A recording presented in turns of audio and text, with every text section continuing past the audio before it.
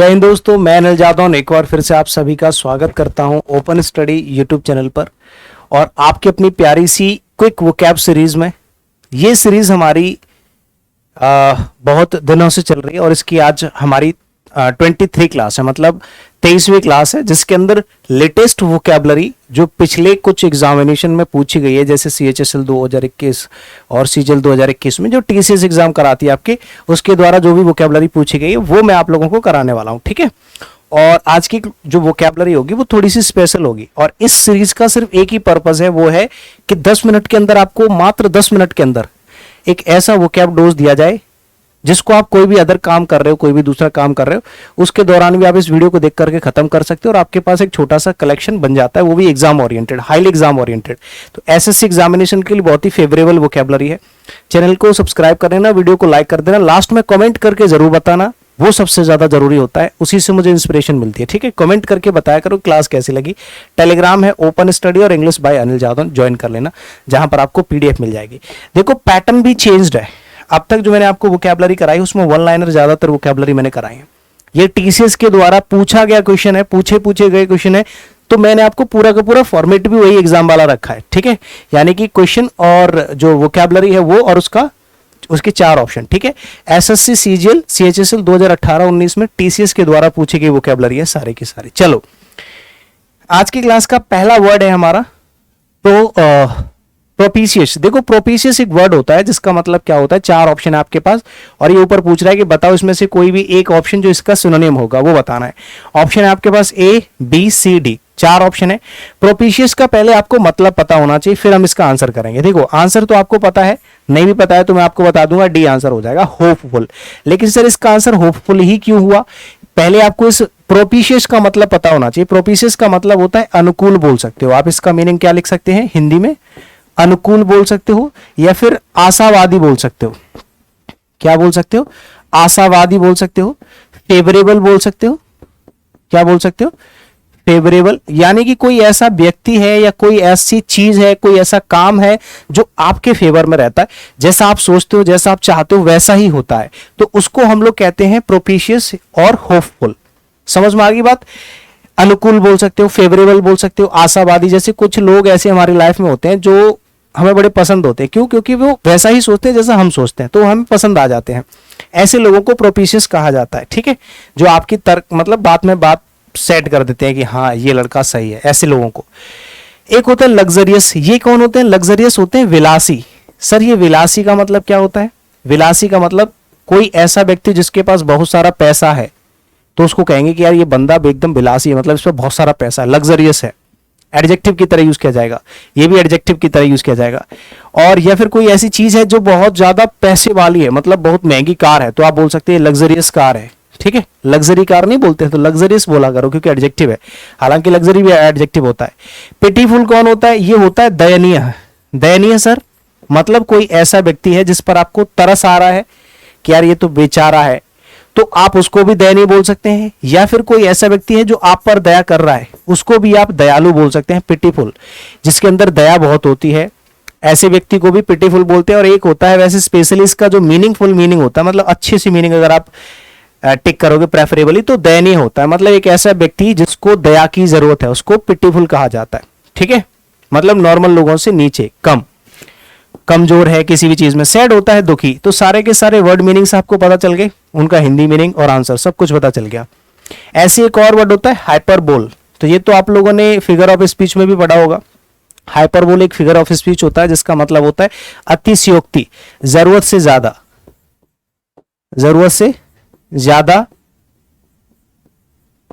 बातें, किसी भी चीज को लेकर के जरूरत से ज्यादा बातें जब हम लोग बोल देते हैं, अतिशयोक्ति इसको हिंदी में बोला जाता है। सर ये अतिशयोक्ति क्या होता है, हाइपरबोल मतलब ओवर स्टेटमेंट बोलोगे आप। क्या बोलोगे, ओवर स्टेटमेंट। मैंने कहा कि पता है आज हमारे गांव में बहुत भयंकर लड़ाई हुई, इतनी भयंकर लड़ाई हुई, इतनी भयंकर कि खून की नदियां बह गई। कितनी भी भयंकर लड़ाई हो, खून की नदियां तो नहीं बह सकती, हाइपरबोल हो गया। मैंने कहा मैं तुझे इतना पीटूंगा, इतना पीटूंगा कि तेरी किनकी बन जाएंगी, किनकी चावल नहीं होते बासमती, ऐसे बन जाओगे तुम। मतलब हाइपरबोल।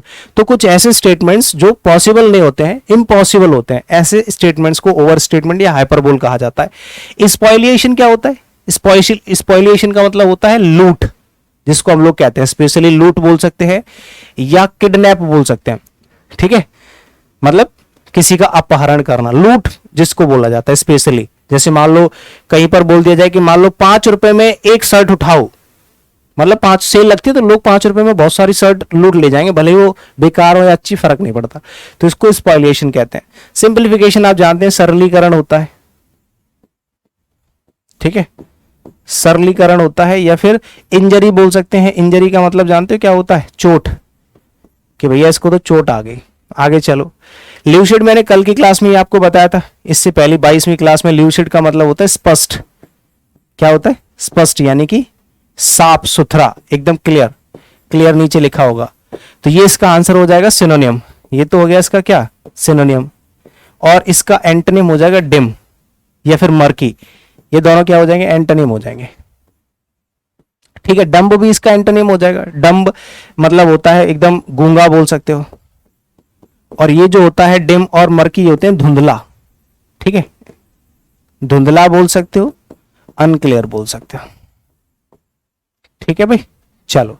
तो उम्मीद है कि आपको ये ल्यूसिड और उसका सिनोनिम और उसके दोनों एंटोनिम डिम और मर्की ये समझ में आ गए। और डम्ब होता है गूंगा। ठीक है, आगे चलो।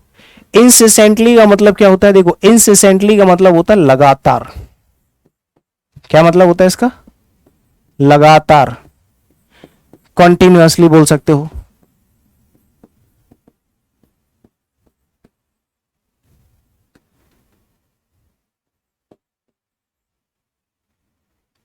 कॉन्टिन्यूअसली, ठीक है, लगातार। स्टीडी जानते हो? स्टीडी क्या होता है? स्टीडी मतलब होता है स्टेबल। स्टीडी मतलब होता है स्टेबल। ये आपका एडजेक्टिव की तरह यूज किया जाता है। यानी कि मैंने कहा कि ये बंदा एकदम स्टीडी है, मतलब ये स्टेबल है, एक जगह पर अपनी जगह पर रुका रहता है, टिके रहने वाला स्टीडी। ठीक है, एकदम स्टेबल जिसको कहा जाता है। और एक जगह पर टिके रहते हैं लंबे समय तक, तो ये तो आपका एडजेक्टिव हो गया। स्टीडीली आपका क्या हो जाएगा? एडवर्ब हो जाएगा। ये क्या हो जाएगा? आपका एडवर्ब हो जाएगा। ये भी तो आपका एडवर्ब है, तो इसका सिनोनिम क्या हो जाना है? स्टीडीली हो जाएगा। स्टीडी और स्टीडीली, क्लियर है। सीजिंग जानते हो? सीज फायर जानते हो? सीज फायर क्या होता है? सीज फायर, जब हमारे बॉर्डर पे सीज फायर लगाया जाता है, इसका मतलब है कि अब हमारे इस बॉर्डर पे फायर नहीं करेगा, ना मैं तुम पर करूंगा ना तुम मेरे पे करोगे। 4 साल तक कोई फायर नहीं करेगा, मतलब लड़ाई दंगा बंद। चाहे किसी की भी कोई भी गलती हो, जब तक जो बातों से बात काम चलेगा तब तक कोई भी मतलब फायर नहीं कर सकता, लड़ाई नहीं होगी। ये सीज फायर के कॉन्ट्रैक्ट होते हैं किन्हीं दो देशों के बीच में। तो यहां पर सीज का मतलब होता है रोकना। क्या मतलब? रोकना, एकदम बंद कर देना। तो सीजिंग मतलब होता है रुका हुआ।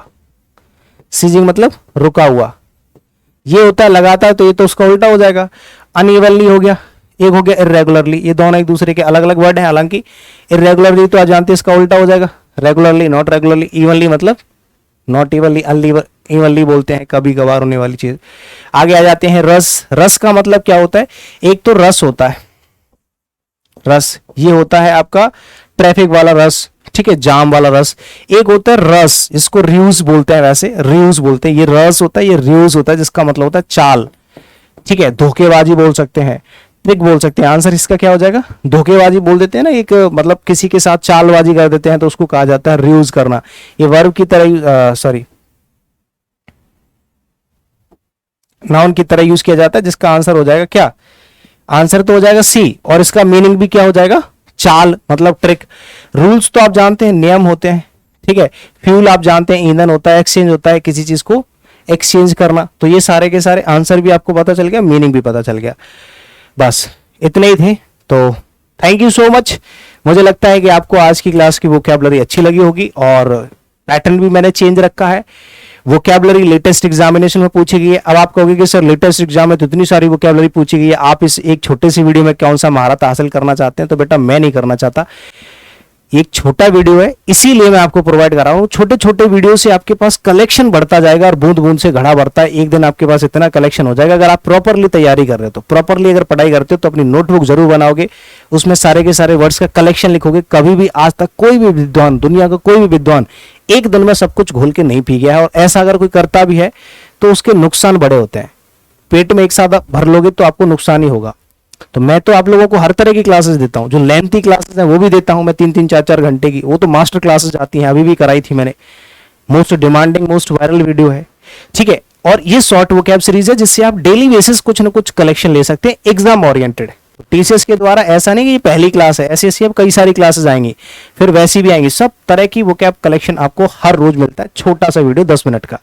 तो सेशन को लाइक कर देना सभी लोग, चैनल को सब्सक्राइब कर लो और अभी कभी कमेंट करके बताओ कि वीडियो कैसा लगा फटाफट से, ठीक है। बाय बाय, टेक केयर, मिलते हैं अगली क्लास में। Thank you.